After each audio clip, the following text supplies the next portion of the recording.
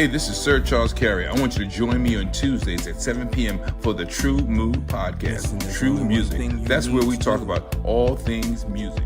I'm a musician, singer-songwriter, producer, engineer. All things creative. Me and my co-host, Carl T. Smith, the smooth one, will be glad to hear you, glad to talk to you, answer your questions, and talk all things music. The Tru-Mu podcast, Tuesdays at 7 p.m. Eastern Standard. Be part of the energy. I can see that thing that makes men stop, stand still, all in denial, suffer loss of will.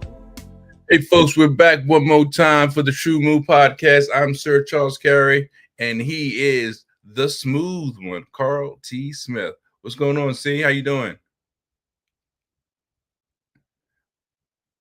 Can you hear me? How's it going, man? Everything's good. Everything's good. How was your week?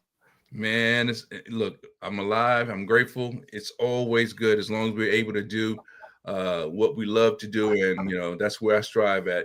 Fulfilling my destiny and fulfilling my purpose. So I'm grateful. I got a few things coming up this week. I'm excited about it, and another rehearsal coming up also for the upcoming show in March. So I'm just trying to keep things moving forward, man. So what's going on today? Just been working on some music, getting some stuff together, working on some computers, trying to get that stuff, in order. And just a bunch of little ends, odds and ends and stuff like that, packing away some equipment and texting, some equipment and making sure everything works. All right. Well, today we're supposed to have another guest. Look, it's funny, man. Things happen how they supposed to happen, I guess. Today we have DC Zone Smoke D as our special guest. He hasn't arrived yet, so we're going to keep it moving. But I can tell you, I met him during the Suitland Fest 25th anniversary. I think it was this past summer. And, he's rapping and whatnot. But I like this style. I was like, okay, I'd like to have him as a feature on one of my tracks. I don't know what track yet, but talked to him after his performance, and we got together, and he's a cool brother. He does go-go, but he also does R&B. Now, I don't really know in the rap genre how they categorize themselves, but I'm looking forward to what he has to offer and looking forward to hearing his take on things. So, but outside of that, every day is a joy to behold as far as I'm concerned, because one of the things I've learned, I'm still working. I got this new song coming up. Every day, what I've learned is that, as they say, to thine own self be true. And sometimes I want things yesterday. I want them out yesterday, but it doesn't always pan out like that. And I know we had a conversation talking about sometimes it takes a long time to get a track just the way you want. And I'm finding the same thing as it relates to the music videos. I'm working with my team, and we just haven't gotten there yet with this next track. So I'm excited about it, excited about its potential. I'm looking forward to getting done. You have the track done already? Oh, the track is done. Yeah. Track is nice. done. Okay. So you're just working on the video. Yeah. Cool. So, cool. Well, question though, what inspires you? What inspires you to create and both in doing the music and the videos? Well, for me, it's almost like how I come up with lyrics for a song. If the lyrics land on my heart once I've heard the track and they stick, because normally they do, it's the same thing with the videos. Like, I get a picture in my mind, and sometimes I may have to hire actors. Sometimes I have available footage because I carry a camera a lot of times when I'm out and about. And sometimes I just shoot. Have no idea why I'm shooting it, and I store all of my footage, background footage, B-roll footage, whatever it may be. And then when I find a song or have a song, I look through my footage and I'm like, oh yeah, this lends itself to the song, and it's normally a natural fit. And the funny thing about it, Carl, is like, once I spend about 5 minutes looking at what I'm doing, and I see one thing on the board, it's like a canvas. The next thing is calling me. And I just kind of like gravitate to what the next clip should be? How is that? Is it supporting the previous clip? You know, is it supporting the overall tone of the song and what the message of the song is? So I get inspired. I won't say easily, but I'll just say authentically or organically, you know? Mhm. Yeah. Oh, okay. That's that's interesting. That sounds cool. Definitely carrying that camera around helps, huh? Yeah.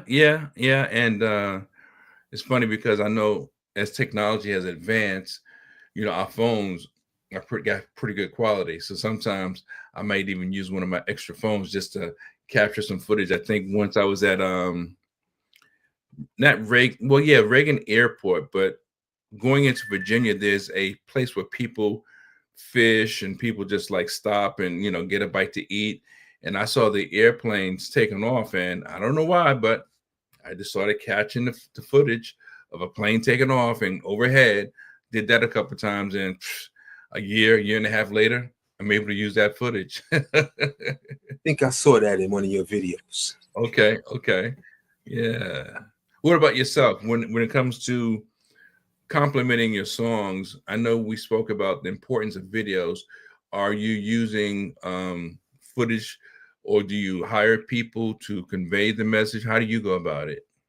Um, all different kind of ways. Sometimes I'll have footage. Sometimes I'll find stock footage. Sometimes, a matter of fact, I've been looking into a lot of AI Oh, okay. stuff right now. You know, whereas I can take some footage that I have or some pictures that I have and convert that into something that I can use. So I'm really looking into that because that expands my availability of stuff to do or whatever or concepts. Right. You know, I haven't really used AI for the from the creative perspective, but I'm looking forward to I guess lending myself. You know, I'm always just ready to go. And there's a learning curve with almost anything we're doing, but I guess I'm just still kind of stuck in my standard mode of creativity. So I've got to shift that around and take some time to learn AI and how it can be supportive of what I'm trying to do. Yeah. Dang. Mhm. Now, with your recording, I know you said you was working on some music today. With your recording, are you doing a lot of, well, pretty much everything is in-house, correct? In your studio? Um, yes and no. I have a spot that I haven't. Well, it's just sitting there. That I can have people come to do some recordings and things like that.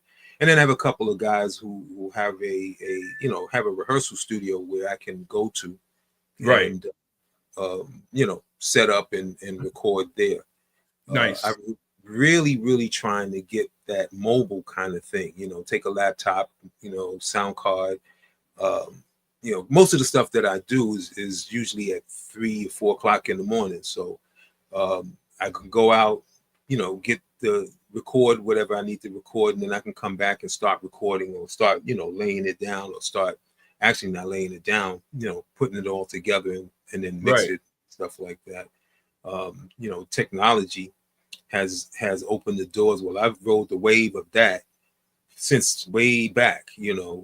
As the wave was turning, I had my little 4-track and then an 8-track with the What SMPTE box and did you the have a whole. Tascam, a Fostex? What did you have on the four Oh track? man, let's see. I had a TIAC. Oh, TX. And Yeah. if you way back, I had the TIAC 4-track, and a lot of the guys that in my neighborhood used to come to the house and record, and then I after I came off the road, I had all this gear, and I bought the 8-track Right. and hooked that up with my SMPTE track, my SMPTE box and all that other stuff, and that's how I put out the Comeback Lover, Okay. right? And then after that, then I and then I would not have changed if they had supported or continued to support the computer, but I did all that stuff with an Atari. Oh, okay. Atari 1040, you know. So, but just like that, you know, all the other stuff, I just kind of ride the wave on technology and stuff. So, like I said, like now I'm looking at the AI stuff, you know, and seeing how I can use that to at least Right. help me. You know, it's kind of hard doing stuff alone. I know that, you know, like, how do you manage doing all the stuff that you do? You know, I'll be honest with you, from the music creation perspective, it's funny. Sometimes I'm in a groove where I got a bunch of songs or ideas. I'll say a bunch of ideas. So if I'm really excited about it, I want to put down the melody at least or some kind of rhythm. And then if I have more than one song at a time I'm excited about, I'll put down all the ideas, all the drafts first. And then the one that's, I guess, calling me the most, or the one that I have the most ideas already, I want to get all that done so that it's less to think about and less to work on it. Because I look at it, you can work on music or you can work on music. And the difference is simply when it comes naturally, excuse me, versus trying to fit it because, okay, does this sound right? And, you know, making the segues of different part, you know, that's making music. But making music organically, it just comes and it flows through you. And for me, I do have to walk away sometimes because I know that when you stay there and you're like on it like a hornet, sometimes you're really forcing the issue. And I prefer for it to flow naturally from my perspective. But strings, horns, drums, whatever the percussions may be, if there are any layers, whatever they are, I kind of like to, you know, take my time with it, but at the same time, I want it done yesterday. So it's a natural progression, but I don't like to force anything. I really don't. I really don't. What can I say? Oh, it makes sense, you know. It definitely makes sense. So, what I know you're working on your songs for the event, but what song, what main song will you be doing in Well, March? for the show that's coming up, it's funny. I've looked at every album I've done, and it's like I've always had an inspirational piece on every album. And so, you know, sometimes as an artist, we get scatterbrained. We start getting all these other ideas in the middle of working on what we're working on. But the songs that I'm looking at, I think each album has had a hot or very popular song. So I try to acknowledge or give recognition to those songs so they don't just, you know, sort of die out. People like them, so let's perform them. For instance, the song that we did, in fact, one of the songs is in that little promo trailer. It's called The Right Time. I titled it as The Right Time. But the other one is another one's called In the Morning. Yeah. Question. So that's one of those tunes that you know that you're considering. Well, where can we find that?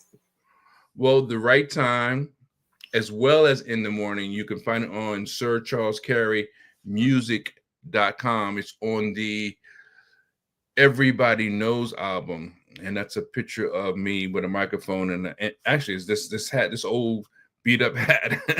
But yeah, it's called Sir Charles Carey music.com. Not beat up, seasoned. There you go. Yeah, but yeah, man, you know, and it's weird, you know. I really sometimes I prefer writing sometimes over performing. Oh, okay.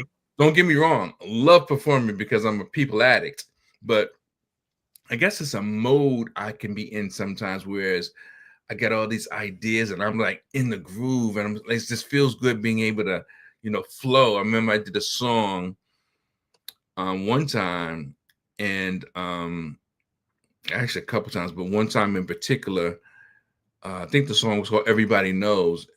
And I played this guitar part on the keyboard and I was into it, man. And when I think about it, I not just practiced that song, but I worked on that song for a few months before it was really even ready.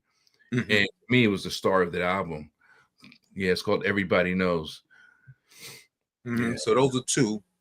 So Mhm. those are the two that hopefully everybody will go and check out and stream and get to know them so that they can sing those lyrics when you perform that bad boy at the Man, next event. that would be great. In fact, if you see on the screen, it says SirCharlesCareyMusic.com. You can see not only where the songs reside, but you can also check out the music videos on those songs on the site.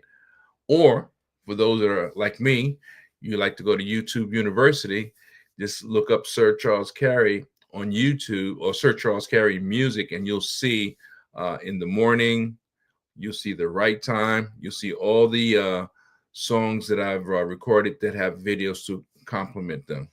Nice. Okay. All right. And our guest is popping up now, so Wonderful. I know you. And you guys, if you have questions, please put your questions or your comments. Please post your questions or your comments in the feed, and we will respond to you live and in the replay. So we got none other than DC's own Smoke D. There There he we is. go. How y'all doing? How y'all doing? Sorry, What's up, Pretty Smoke good. D? How are you, man? Just getting in. Oh, okay. Yeah. How was your day, man? It was all right. It's always a smooth day, Okay. Look, Oh, man, yeah. good to see you again. I was talking about when I first met you, man. I know we were at the I was hosting the Suitland Fest 25th anniversary, and I heard you doing your thing, and I don't know, maybe I'm just old school, but I was like, man, I like his style, right? So I made sure that when I got a chance to speak with you, I was like, I want to rap, I want to work with him. I don't know what the song's gonna be, but I wanted to make sure that we had a chance to speak so that we can set something up in the not too distant future. That's it. And you was a man of your word too. That was a good thing. Oh yeah. You didn't play Hollywood with me. Nah, you know how that goes. So many people talk, oh, I want to do this, I want to do that, and it's like crickets. Yeah. So, Oh yeah, we're gonna link up. Yeah. You never hear. Yeah. exactly. Hey, listen, I know I wanted to ask you a couple of questions. Can you tell us a little bit about, well, first of all, that light behind you, can you put a light, That's why I was trying to get away from that. can you put a light on you? Want the people to see you so they can know what to expect. Hold up. All right. Put some contrast to it. There you go. No, that's too light.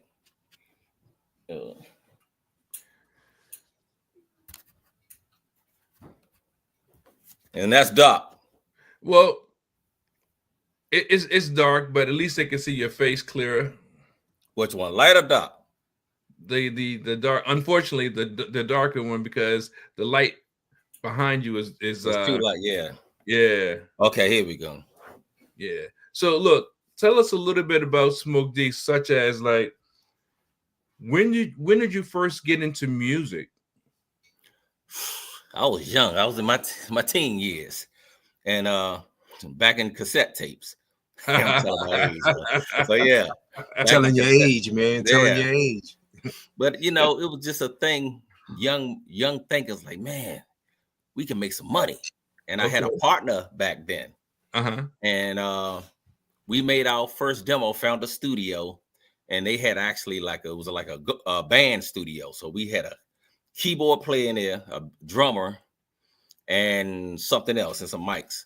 And we created a song right then. We already had it written. And I remember the name was called Rockin' the Crowd. And we got to the studio. We got a ride to the studio and walked back from Suitland to DC to Benner Road, Southeast. Oh man, that's a good little walk. We were so happy that we made a demo. Right, of course. And took it back to the neighborhood and everybody played it.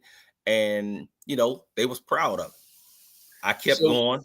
Was this you and your partner, or did y'all have a crew? No, it was just me and my partner. But then, he got sidetracked and wanted to be more, the street thing, but I was into the music. Right. So one song led to another, then to a new studio, and it just went on from there. And, didn't realize I was that good at it. It just kept going. So who were your early influences? I'll put it like that. KRS-One, of course, NWA, Scarface. It was a mixture, because I got different styles, so I had to pay attention to different, different genres of rap. Right. But it didn't always come off that way. It was gangster in the beginning. Everything was just hard, yeah, roll. But then I realized, records wasn't selling for me. The CDs wasn't selling for that. The street loved it, but until I started doing R&B, cuts like that, then the women started getting engaged. Yeah, there you go. I had, I got smart, and first I was against it. No, I'm gonna keep it real. I'm gonna keep it real. But then the growth hits you. You got to grow up, and that came, relationships and things like that, so you can actually talk about it. Right. So when I create an album, I make sure I have a little bit of everything: storytelling, gangster, love stuff, and to complete the album. Okay, I got you. And also no cursing. Okay. Some things are explicit. Yeah. You can't curse in everything. So, And that's rare for hip hop, because I only know of one other artist that raps that doesn't have, well, I know he may use some profanity now, but he didn't have profanity in his sets for a long time. And he's blown up, and he's very talented like yourself. Actually, he moved out of the DMV, and he's in Atlanta, and I like his style. In fact, I had him feature on one of my tracks called "A Just Life." His name is Success, and he does very well for himself. He's a radio personality on iHeartRadio, coming out of the ATL. So, yeah, man, most rappers, they don't know how to rap without, cussing and swearing, and Yeah. So kudos to you, man. Yeah, I had to learn the hard way. When it came to getting shows, outside shows, I couldn't do it. Right. Or you could just bleep the words out. It won't sound right. So went back to the drawing board, make something clean so everybody can listen. You start thinking about the older women, the kids, and things like that. So I love being outside. I perform outside, something clean. I can do that all day. So see, that's real growth. Carl, you got some questions? What inspired the name?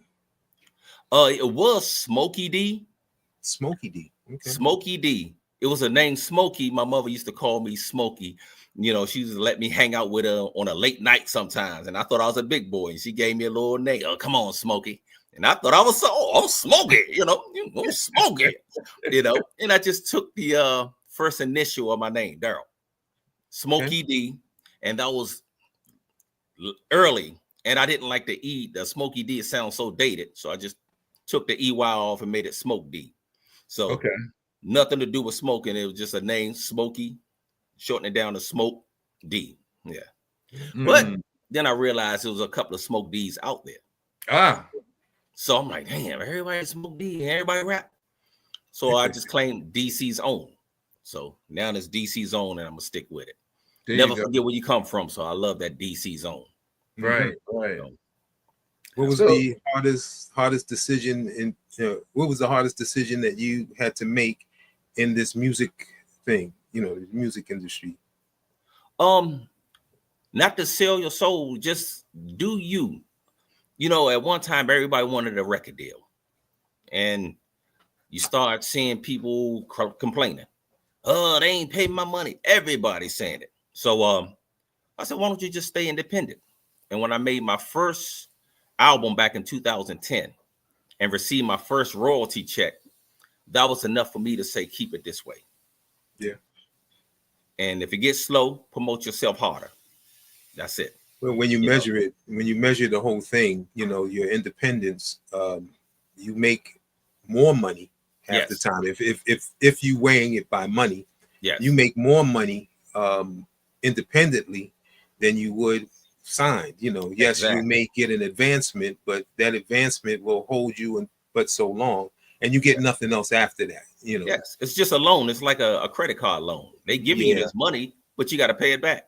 Well, which a lot of artists don't understand that. They don't understand it. They think that you get the money. Listen, I can tell you some stories.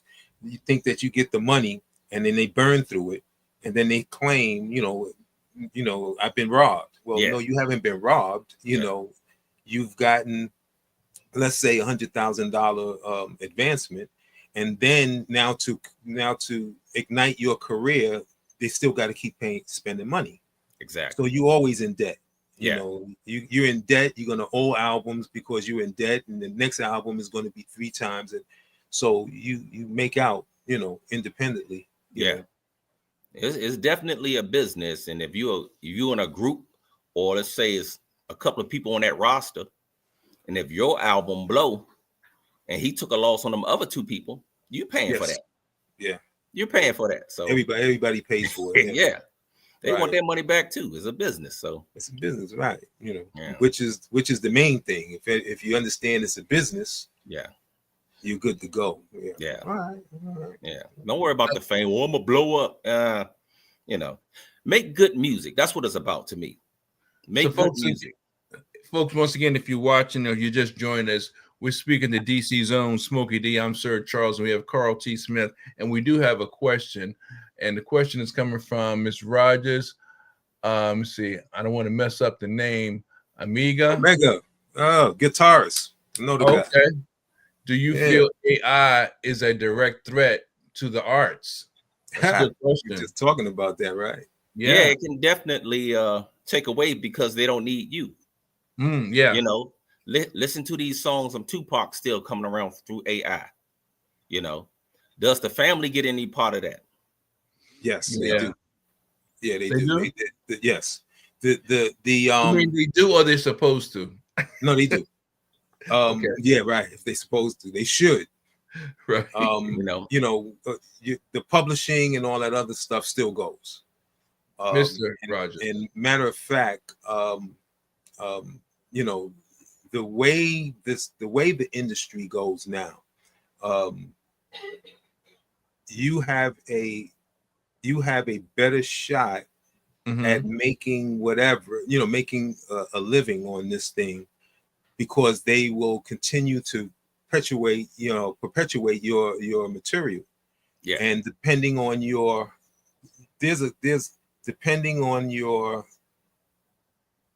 I'm gonna say business sense, so depending on your information you have, you can collect. Like, do you know that every time that your thing is on YouTube or YouTube, Facebook, or whatever the case may be, there's agencies that collect money for every time it plays. Right. Everybody's running for Spotify for that 0.0003 cents, but I got a nice size check, coming from people playing my stuff on YouTube or even SoundCloud. Yes. What I mean? So, all the platforms like that. But the key is, if you didn't get your own website, you can see everything.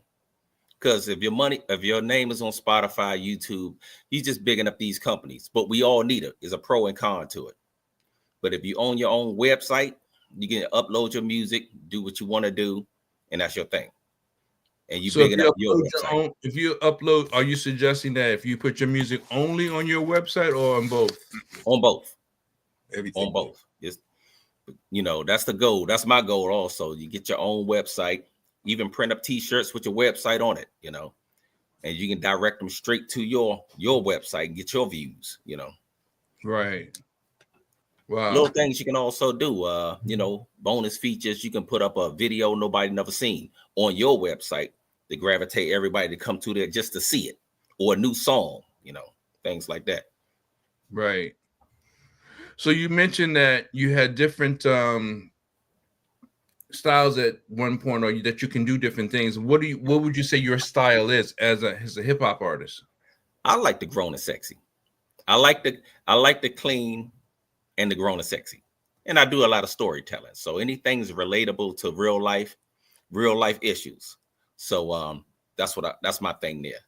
That's my thing. So when I mean styles though, like straight up hip hop, R&B, gangster rap, what is your specific style? It would be like I would just go with I like anything just grown and sexy. I like the grown and sexy, you know. It's you know, when let's say 30, 25 and older. You got listeners right there. You got some people just like a beat and they just listen, don't know what you're saying. But some people listen to the music. Right. And since I could be somewhat of a storyteller, I like to keep it grown and sexy. I want people to listen. Yeah, I did notice that you are a storyteller. Now, I know you said that for this upcoming event in March that you would do the R&B side of your, okay. That's I'm going to get them dancing. I'm going to make them dance. And, you know, give them some little R&B for the lovers. Okay. Hopefully might be some, since it's going to be couples. So I got to do something for them. Right, I want them to feel good, you know. Yeah, and party at the same time. So where can we hear those songs? On YouTube. I just dropped a new video just yesterday called Striving. So I got 21 videos. Called what? Striving. Striving, okay. Yes. So I got 21 videos on there. Go to DC Zone Smoke D on YouTube. And all my music was on there. 9 albums. So, you know, nice little catalog, still building. Nice, man. That's great. Wow. So now, what was one of your bad? Let me see. How can I say this? What was one of your worst experiences in the music industry so far? I think my work. I didn't really have any. Only thing I don't like is when somebody's trying to get over on you. Oh yeah. Let's say, you can have a paid show and they don't think you know your business and it's a paid show. Oh no, it's just for exposure. Now I know how grant money works and this and that, and you know, sometimes you can be too smart for people and they don't want that, you know. Right. So things like that. Other than that, long as the sound is right, we're gonna have a good time. You know? Got you. And what about what is one of your good experiences or what do you call your best experiences thus far? My best experience is when someone come to you and talk about a particular song that really touched them in a certain way, whether it made them feel good or had them dancing, they put in their playlist for the gym, you know, things like that. I like to know, how did the song respond to you? Okay. What did you get from the song? You know, things like that. Right. And then sometimes you can go back to the drawing board and make more of that since they loved it that much. Right. It's about the people. So another thought, I was just curious. You said you have 9 albums, right? Yeah. Now, when did you first start recording albums? Because I know before you make an album, you got to make a single. So when did you start recording make your first album? Well, the thing is, when you're independent, you don't know that. That's what a record label would tell you. Nowadays, people can do what they want. Even back in 2010, I dropped my first little album back in 2010. But it was hard. You know, it was just real, keep it real, you know, like I was saying before. Right. And I learned from that. So every song had growth to it. Every album I dropped had potential growth to it. Okay. Just going like that. So yeah. So from 2010 to now, you've been dropping albums basically. Yeah. Okay. Yeah. It wasn't planned because I had one album called The Last Page, and that's when I was going to stop. That's why I called it The Last Page. But then you end up seeing another royalty check. Like, well, people still listening. Yeah. Why stop? Exactly. Look at other people and they still rock and rolling. And you know, you might as well do it till you can't do it no more. And that's where I'm at with it. You don't think you're too old to be rapping, man? No, because everybody puts an age on rap. No, I'm kind of messing with you because I would never. I'm gonna be with no teeth. I'm gonna be on stage rocking people out their pampers, the pants. We're gonna be in it. Man, years ago, there's a whole crowd. There's a whole crowd, a whole slew of people, you know, a whole audience that's underserved. Yes. Not even served, you know. Yes. So and they're the ones that give the young ones the money to go see their people, but they have nothing to go to. So you know, Yes. Yeah, we're gonna be no teeth together performing on stages. Yeah, I'm gonna be on stage. I'm gonna tell people pop your Motrin because your knees gonna hurt, but you're gonna dance, you know. I was telling somebody, I was like, look, I'll be 65, 70 years old talking about it's my prerogative. I can do what I want to do. That's what it's about. See, it's really about your legacy. Right. You know, life is short. We only got one. Yeah. And you just you look at it like, what could I do in this life that I can leave behind that will outlast me? You could be an author, you know, books. You could do music. Yep. You know, do something that you can leave behind that you won't, you know, that you can be remembered by. I believe this music gonna last for a while. So make much of it. Make much, a lot of live shows. You know, anything have your visual face, because you may have kids, great grandkids, great, and that'll be their history lesson. You know, my great grandfather was a rapper. Or he was a rap artist and he did this. I got videos, you know, and just go from there. It's your legacy. Be about your legacy. Totally agree with you, man. I mean, what did Michael Jackson say? Don't stop till you get enough, right? That's it. And yeah, I see that. And that's where it's really at. That's where it's really at. But concentrating on making, you ain't got to make a lot of music. Just make good music. Yeah, good quality music. Yeah. And stay humble. How long does it take for you to put a song together? Depends on what I'm talking about. Let's say if I'm doing a storytelling about life or something, I'll take the time and think about what goes on in life. You write it down and make it rhyme and make it relatable, you know. Or if it's a hip hop song, you just want them to dance. You can always, you know, to shake your butt, this and that. But it gotta have a nice beat, you know. Yeah. Gotta have a nice beat. Don't just throw anything out just for a vibe, you know. Take your time with it. Do you also play any instruments? Cowbell. Okay. Good instrument. good instrument. Yeah, I'm a cowbell. You need to add tambourine to that. Oh yeah, I can do that too. Yeah. Okay. Multi-talented. All right. Look, you just supersized. You went from cowbell to tambourine in no time. Tank, and shake. Yeah, we good. That's right. Throw a two-step with it. You know. Where do you get your music from? I have a guy named Drum Swagger. He go by the name of Drum Swagger. He makes his own beats. And I used to go overseas. This guy overseas would, you know, I purchased him overseas. But I'm like, well, I want to change it up on this last album. I want to keep it homegrown, because there's a lot of engineers out here, a lot of people that make beats. Why not get a shine at home? Yeah, get some shine at home. And there's a lot of talent here. You know, and I try to tap into that if you're serious, because there's a lot of people say they about it. You call them out, hey, let's go to the studio, cold feet. So, you know, that was your singer, so you got to improvise. Well, I'm gonna sing it myself. You know, the music can't stop. You got to keep doing what you're doing. Right. So, do you sing? You do some vocals? You know, I sung on a few of my songs because I had to. Okay. I didn't try to blow like I was Al Green. I kept it safe. You know, I kept it safe with all that heavy auto-tune stuff. So okay. You know, yeah. I had one song called Club Life, and I remember reaching out to 3 or 4 people on this particular track, and they all stood me up. Wow. Something came up, or I'm working on it and this and that. And I was like, I came up, all I needed was a hook to sing. Yeah. And I came up with it on my own. It took me about 17 minutes. Wow. And you know, and I learned from there. Don't really depend on a lot of people. If you got to do it yourself, do the best you can. You know. For sure. And it worked. What you got, Carl? So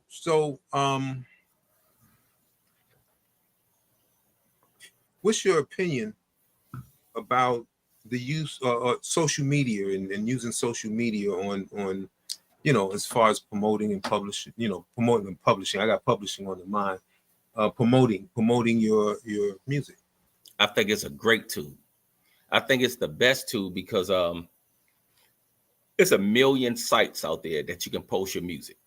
Right. You know, like with my videos, I could just make up something. Hip hop in Alaska, hip hop in Connecticut, and these sites will pop up. And you just go through the site and say, like, okay, I got a video for this. They talking about this type of music. I got a video for that. So if you can't get there physically, you can get your music out there digital. So somebody playing your music in Colorado or on the West Coast and things like that. So yeah, you got to reach out, but it's an everyday thing. Mm-hmm. Don't kill your page. I'll be trying to tell artists, when you got something that you're presenting, don't overkill your page. Every 2 hours, you putting that same content every 2 hours. You put it up there about 10 times. Why not find 10 sites and post it out there? Spread it out. Exponential growth. Yeah. Yeah. So that's what I do. So I'm into like 107 groups. So you picture, and if it's a clean song I'm doing, I can take that video and put it on all 107 groups. So that's 107 shares. Right. Then your people start grabbing it and sharing it like a family tree style. Right. That's the way I do it. Sharon says, bring Go-Go back as well. Hashtag love DC. Oh, I got something for him. It's going to be, come to the show. Come to the show if you can. And you're definitely going to dance. Between us, all of us here, you're going to dance and feel good about it. So I'm not a Go-Go fan, but I'm glad that DC has its own signature sound.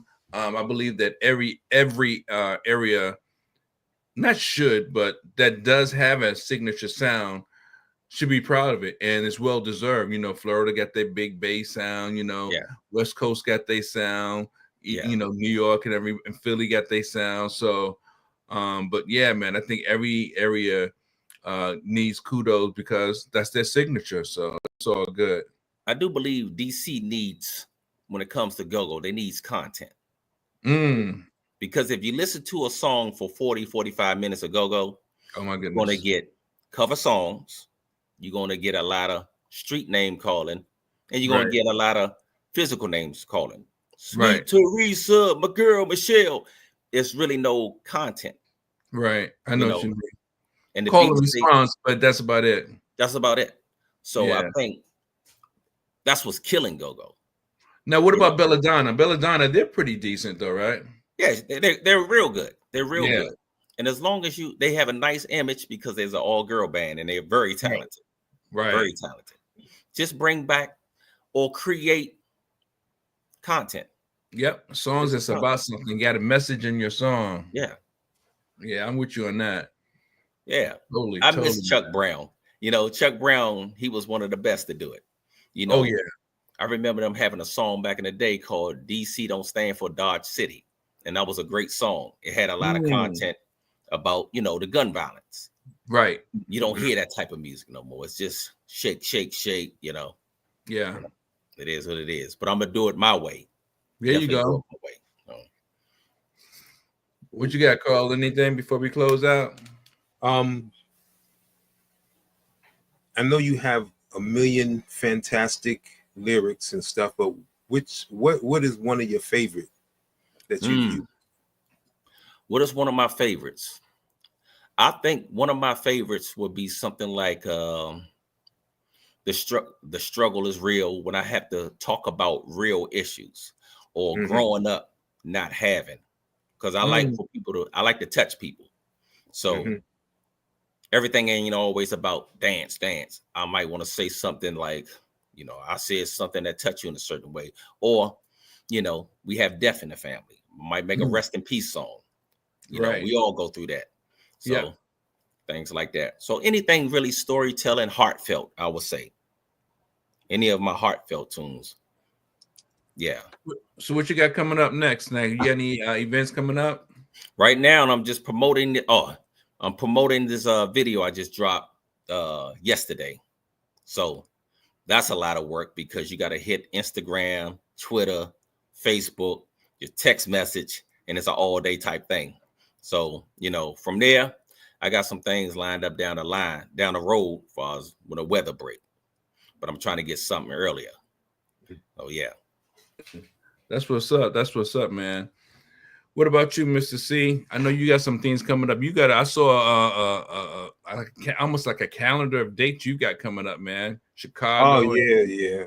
I between backup work and performing and all the different things.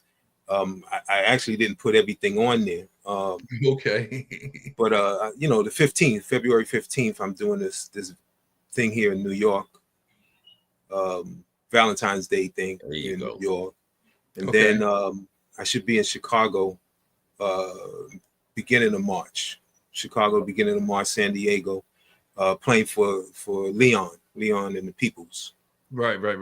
And and then come back and do this some and then I'll be in Maryland. Right. I'll be in Temple Hill. There you go. Hills. Yeah, getting around. That's the goal right there. The goal is to leave and come back. Yeah. Right. You can leave and go to Connecticut for a weekend, come back, go to North Carolina. Yeah. So I'm down the line, I'm gonna be seeking for probably, which I am, proper management. Yeah. I can't see everything. Yeah. I don't have those connects. I just go by. And talking about that, it's weird because as artists, you've been doing this since what? You was a teenager, right? Smoke. Yeah. So you've been doing this since you were a teenager, and I think we have been at the same time. And it does take a toll on you when you're the creator, you're the artist, you're the producer. Wearing multiple hats, has its dividends, but at the same time, it takes from the craft. I find, especially as the older I'm getting, the less I want to have to wear all these hats. Thank God I know, what needs to happen, but I don't want to have to always do all of the work. I need support so that I can give my audience their best, know. And so I can definitely understand what you mean by seeking management. And I think that's the thing where if many of us, whether you're a musician, a singer, a rapper, whatever it is, if we could sometimes put our minds together, we can maybe make the load a little bit lighter because one, you're not in it alone. Yeah. And number two, we're striving for the same thing or moving in the same direction. Yes. So Exactly. Yeah. So that's what it's mainly about. And I have some goals here. I want to do Nissan Post Pavilion. Never been there. Wolf Trap. It's a lot of places. Constitution Hall. It may seem like a dream for now, but that's where I want to get. That's where I want to get. Man, listening to you get me excited about performing, man. Nah, I can't. I love it. I love it. So, you are a good artist, so it's good to have those dreams and aspirations. And I think when people get a chance to hear you and see you perform, they'll get to see what's so special about DC's own Smoke Dig. So that's what's up. They need to hear it. It's not your average mumble rap. Oh, he gonna rap? Mumble rap. That type. But because they can see you like, oh, he gonna rap. Okay, we'll see. But once they get the experience, they be like, oh, okay, right. Because like I said, I'm not a go-go fan, and I think at the Suitland Fest you was doing some go-go stuff.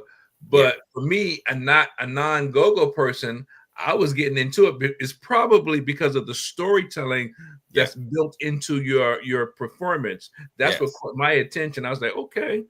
Yes. Yeah. I also have one that I named, what do I call it? What's my name? Because I wanted people in the industry to know who I was and not just your average Joe. So, that's the name. What's my name? And I say my name in the song and the hooks. So, and they can groove with it. So, smart. Very clever. And be very approachable after this show. So people, if you got questions, I'll sit around and still blend with you. Let's just kick it and just talk about life and everything. Yeah, there you go. For me, I have this Saturday, I have a speaking engagement at the Delta Sigma Pi fraternity in Alexandria.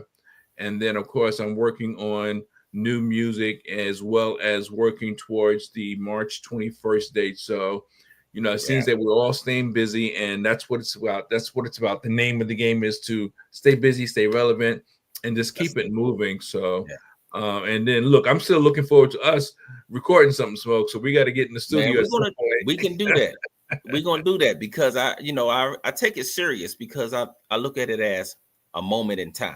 Yeah. When we get together, we're gonna have fun and we're gonna remember this moment in time when we look back at it. So facts. It's serious. Facts. Yes, sir. Oh yes, yeah. Sir. Any closing comments, Mr. C? Nice to meet you, man. Sounds good. Sounds like we're gonna have a good time. Oh yeah, we're gonna have a good time, and we're gonna make sure we take pictures too.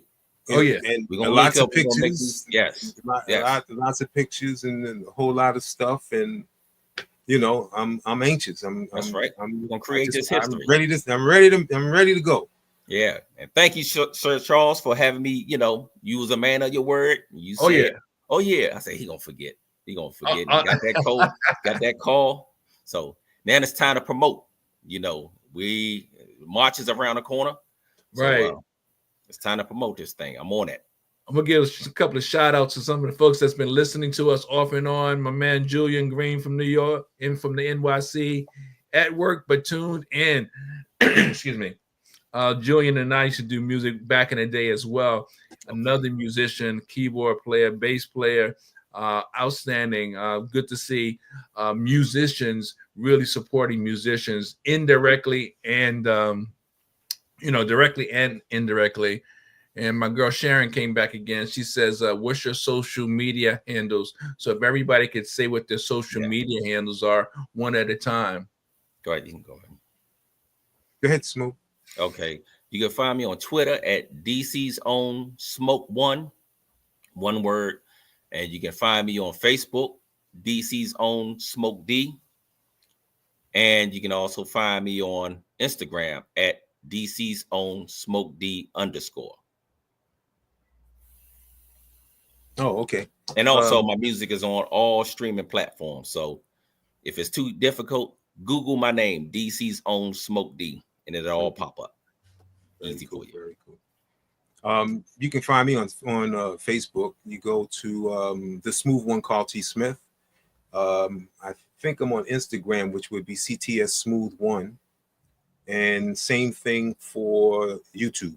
You can find me over there, on that. And if you're looking for me, to make it easy, just put in smooth1.com and that'll take you to a place where you can get everything. You can find everything, all my stuff that's coming up, events and sound gigs and everything.